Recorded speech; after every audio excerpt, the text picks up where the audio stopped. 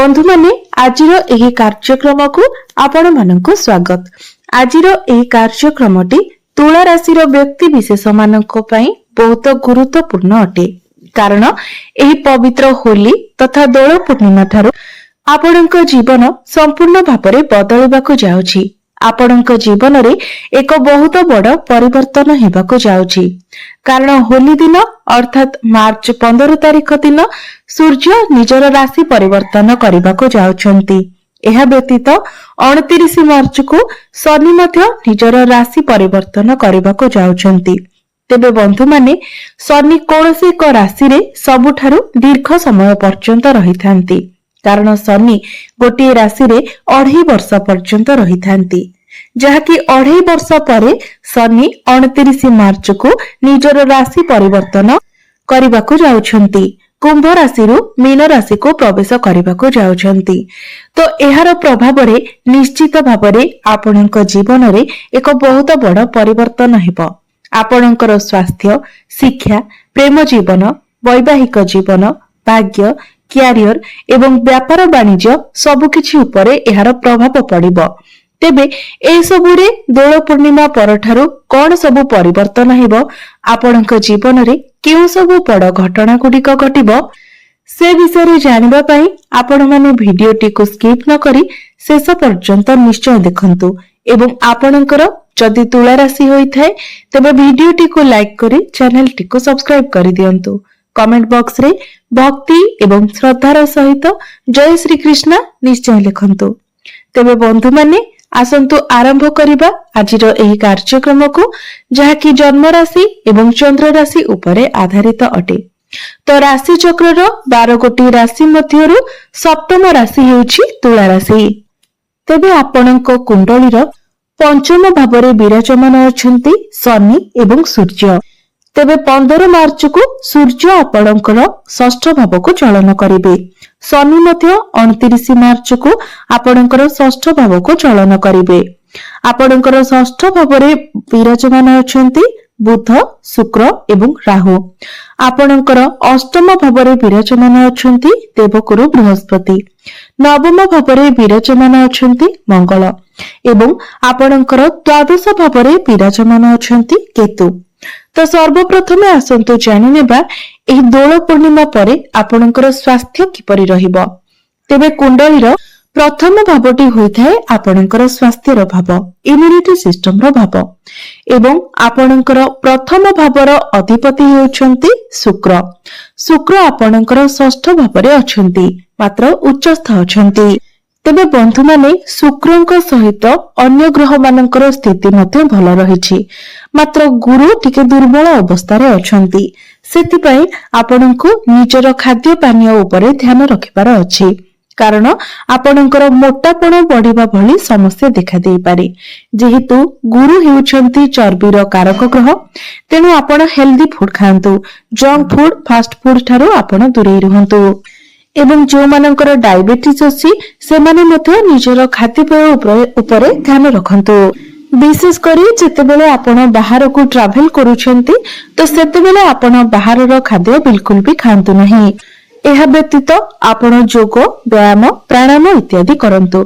एहा व्यतीत अन्य कोनोसी भी गंभीर समस्या आपणक स्वास्थ्य रे देखा जाउ नहीं। एबे आसंतु जानि नेबा विद्यार्थी मानक पई किपरि रहिबो एही दोल पूर्णिमा परर समय। तेबे कुंडलीर पंचम भावटी होइथाय आपणकर शिक्षार भाव, एवं आपणकर पंचम भावर अधिपति हेउछंती शनि। तो वर्तमान शनि आपणकर पंचम भावरे विराजमान अछंती, मात्र 29 मार्च को शनि आपणकर षष्ठ भाव को प्रवेश करिवे। तेबे एमितिरे तो शनिकर षष्ठ भावरे गोचर को शुभ माना जायथाय, मात्र शनि जेहेतु आपणकर पंचम भावर अधिपति अटंती एवं पंचम भावर अधिपति होई षष्ठ भावरे गोचर करिवे, तो एहा फलरे पाठ पढ़ारे आपण अन्य मनस्क होई पारंती। तेनु 29 मार्च परे आपणको आपणको पाठ पढ़ारे अधिक फोकस करबाको पड़िबो। आपण निजे ही निजको आपणको पाठ पढ़ारे मन लगाइबाको पड़िबो। निजर माइंड को आपणको कंट्रोल करबाको पड़िबो। शनि जेतेबेले आपणकर षष्ठ भावरे गोचर करिवे तो शनिकर दृष्टि आपणकर द्वादश भाव उपरे रहिबो, ଯାହା ଫଳରେ ଆପଣଙ୍କ ମନରେ ପରିବର୍ତ୍ତନର ଚିନ୍ତାଧାରା ଆସିବ। ତେବେ ଯେଉଁମାନେ ବିଦେଶରେ ଯାଇକି ପାଠ ପଢାପଢି କରିବା ପାଇଁ ଚାହୁଁଥିଲେ ସେମାନଙ୍କ ପାଇଁ ସମୟ ଭଲ ରହିବ, କିମ୍ବା ଆପଣ ଯଦି କୌଣସି ଆଡମିସନ ନେବା ପାଇଁ ଚାହୁଁଥିଲେ ତ ସେଥିପାଇଁ ମଧ୍ୟ ଆପଣଙ୍କ ପାଇଁ ସମୟ ବହୁତ ଭଲ ରହିବ। ପାଠ ପଢା ତ ଆପଣଙ୍କର ବହୁତ ଭଲ ରହିବ, କିନ୍ତୁ 29 ମାର୍ଚ୍ଚ ପରେ ଆପଣଙ୍କୁ କେବଳ ନିଜ ପାଠ ପଢାରେ ଷ୍ଟେବଲ ରହିବାକୁ ପଡିବ। ଅନ୍ୟ କୌଣସି ବି ସମସ୍ୟା ଆପଣଙ୍କର ପାଠ ପଢାରେ ନାହିଁ। ଏବେ ଆସନ୍ତୁ ଜାଣିବା ଆପଣଙ୍କର ପ୍ରେମ ଜୀବନ କିପରି ରହିବ ଏହି ଦୋଳ ପୂର୍ଣ୍ଣିମା ପରେ। ତ କୁଣ୍ଡଳୀର ପଞ୍ଚମ ଭାବଟି ଆପଣଙ୍କର ଶିକ୍ଷାର ଭାବ ହେବା ସହିତ ପଞ୍ଚମ ଭାବଟି ମଧ୍ୟ ହୋଇଥାଏ ଆପଣଙ୍କର ପ୍ରେମ ଜୀବନର ଭାବ, ଏବଂ ଆପଣଙ୍କର ପଞ୍ଚମ ଭାବର ଅଧିପତି ହେଉଛନ୍ତି ଶନି। ଶନି ମଧ୍ୟ ସୂର୍ଯ୍ୟଙ୍କ ସହିତ ଆପଣଙ୍କର ପଞ୍ଚମ ଭାବରେ ଅଛନ୍ତି।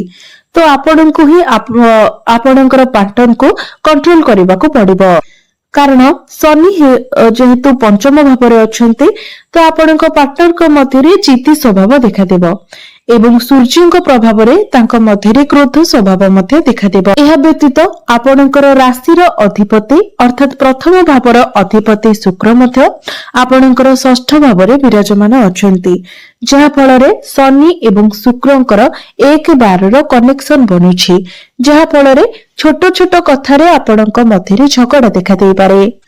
ତେବେ ଯେହେତୁ ଶନି ନିଜର ସ୍ୱଗୃହରେ ଅଛନ୍ତି, ସେଥିପାଇଁ ଆପଣଙ୍କ ମଧ୍ୟରେ ଯେତେ ଡିଷ୍ଟରବାନ୍ସ ହେଲେ ମଧ୍ୟ ଆପଣଙ୍କର ଭଲ ପାଇବା ଉପରେ ଏହାର କୌଣସି ବି ଖରାପ ପ୍ରଭାବ ପଡିବ ନାହିଁ। ଏବେ ଆସନ୍ତୁ ଜାଣିନେବା ଆପଣଙ୍କର ବୈବାହିକ ଜୀବନ କିପରି ରହିବ ଏହି ଦୋଳ ପୂର୍ଣ୍ଣିମା ପରେ। ତ କୁଣ୍ଡଳୀର ସପ୍ତମ ଭାବଟି ହୋଇଥାଏ ଆପଣଙ୍କ ବୈବାହିକ ଜୀବନର ଭାବ।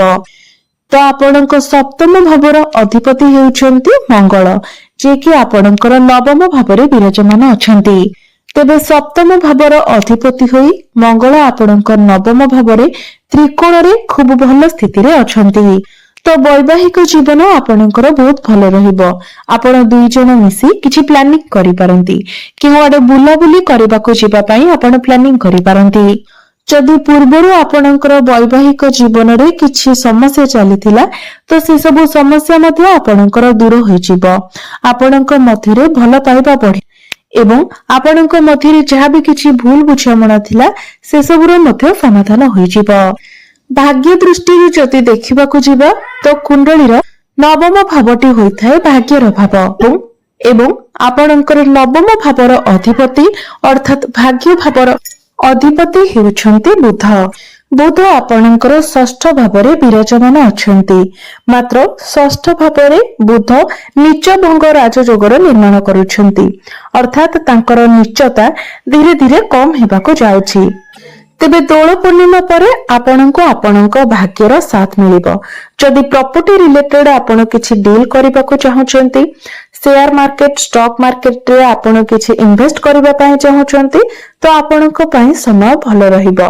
ଏହା ସହିତ ଆପଣ ଯଦି କୌଣସି ଶୁଭ ମାଙ୍ଗଳିକ କାର୍ଯ୍ୟର ଆୟୋଜନ କରିବା ପାଇଁ ଚାହୁଁଛନ୍ତି ତ ସେଥିପାଇଁ ମଧ୍ୟ ସମୟ ଭଲ ରହିବ। ମାତ୍ର ଅନ୍ୟ ସବୁ କ୍ଷେତ୍ରରେ ଅର୍ଥାତ ଯଦି ଆପଣଙ୍କର କିଛି କିଣାକିଣି କରିବାକୁ ଚାହୁଁଛନ୍ତି, କୌଣସି ମିଟିଂ କିମ୍ବା ଡିଲ୍ ରହିଛି ତ ଆପଣ ଯଦି 15 ମଇ ପରେ କରନ୍ତି ସେସବୁରେ ଆପଣଙ୍କୁ ଅଧିକ ଶୁଭ ଫଳ ମିଳିବ, କାରଣ 15 ମଇକୁ ଗୁରୁ ନିଜର ରାଶି ପରିବର୍ତ୍ତନ କରି ଆପଣଙ୍କର ନବମ ଭାବକୁ ଚଳନ କରିବେ, ତ ସେତେବେଳେ ଆପଣଙ୍କ ପାଇଁ ସମୟ ଅଧିକ ଶୁଭ ରହିବ। ଏବେ ଆସନ୍ତୁ ଜାଣିବା ଆପଣଙ୍କର କ୍ୟାରିୟର କିପରି ରହିବ ଏହି ଦୋଳ ପୂର୍ଣ୍ଣିମା ପରେ। ତ ବନ୍ଧୁମାନେ, କୁଣ୍ଡଳୀର ଦଶମ ଭାବଟି ହୋଇଥାଏ ଆପଣଙ୍କର କ୍ୟାରିୟର ଭାବ, କାର୍ଯ୍ୟକ୍ଷେତ୍ରର ଭାବ। ତ ଆପଣଙ୍କର ଦଶମ ଭାବର ଅଧିପତି ହେଉଛନ୍ତି ଚନ୍ଦ୍ରମା, ଯିଏକି ପ୍ରତି 2 ଦିନରେ ନିଜର ରାଶି ପରିବର୍ତ୍ତନ କରିଥାନ୍ତି। ତେବେ ଅନ୍ୟ ଗ୍ରହମାନଙ୍କର ସ୍ଥିତି ଭଲ ଥିବା ହେତୁ ଆପଣଙ୍କର କ୍ୟାରିୟର ଏହି ଦୋଳ ପୂର୍ଣ୍ଣିମା ପରେ ବହୁତ ଭଲ ରହିବ। ଶୁକ୍ର ଏବଂ ବୁଧଙ୍କର ଦୃଷ୍ଟି ଆପଣଙ୍କର ଦ୍ୱାଦଶ ଭାବ ଉପରେ ରହୁଛି, ଯାହା ଫଳରେ ଆପଣ ନିଜର କ୍ୟାରିୟର ପାଇଁ ବିଦେଶ ଯାତ୍ରା କରିପାରନ୍ତି। ନିଜର କ୍ୟାରିୟରକୁ ନେଇ ଆପଣ କୌଣସି ନୂତନ ଆରମ୍ଭ ମଧ୍ୟ କରିପାରନ୍ତି। ଶୁକ୍ର ଏବଂ ବୁଧ ଏକତ୍ର ଥିବା ହେତୁ ଆପଣଙ୍କ ପାଖକୁ ନୂଆ ନୂଆ କାମ ଆସିବ ଏବଂ ନୂଆ ନୂଆ କାମ ସବୁ ଶିଖିବା ପାଇଁ ଆପଣଙ୍କ ମନରେ ଆଗ୍ରହ ମଧ୍ୟ ରହିବ। ତେବେ ବେଳେ ବେଳେ ଆପଣ ଟିକେ ମୁଡି ସ୍ୱଭାବର ହୋଇପାରନ୍ତି, କାମ କାର୍ଯ୍ୟରେ ଆପଣଙ୍କର ମନ ନ ଲାଗିପାରେ। तापरे भी जदि आपणकर टार्गेट बेस्ड जॉब रही किछि बर्डन रही से सब कार्य निश्चित भाव आपण सफलता मध्य पाइबे कारण शुक्र आपणकर कुंडली रे उच्चस्थ अछंती एवं बुधଙ୍କ सहित विराजमान अछंती। मात्र बुध जेहेतु आपणकर षष्ठ भाव रे अछंती तो आपण निजर कम्युनिकेशन उपरे ध्यान दियंतु। आपणकर कार्य क्षेत्र रे आपणकर बॉस आपणकर सहकर्मी मानक सहित जेतेबेले आपण कथा हेउछंती तो भाबी चिंती कथा हुअंतु। मात्र काम कार्य आपणकर ठीक ठाक रहइबो एवं जो माने बिजनेस करूछंती बिजनेस को लेकी दोल पूर्णिमा परे आपणको पई 70% भलो रहिबो कारण मंगल जेहेतु आपणकर त्रिकोण रे अछंती आपणकर डेली इनकम वृद्धि पाइबो। मात्र बिजनेस रे आपणकर खर्च मध्य बढ़िबो कारण आपण निजर बिजनेस को आगो को बढ़ाई पारंती। बिजनेस रे आपण किछि जिनिस जोड़ी पारंती।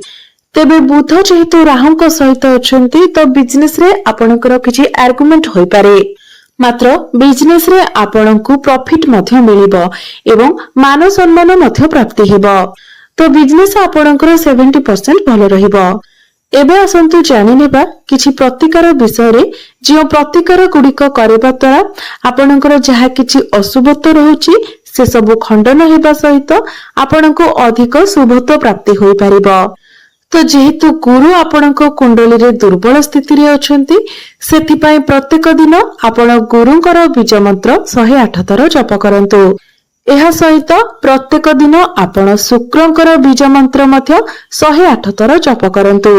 प्रत्येक दिन आपण हनुमान चालीसार पाठ करंतु एवं प्रत्येक दिन आपण उदित सूर्यंकु तंबा पात्र रे जलार्घ्य अर्पण करंतु। निश्चित भावरे आपणकर समस्त अशुभत्व गुडिक खंडन होई आपणको अधिक शुभत्व प्राप्ति हेबो।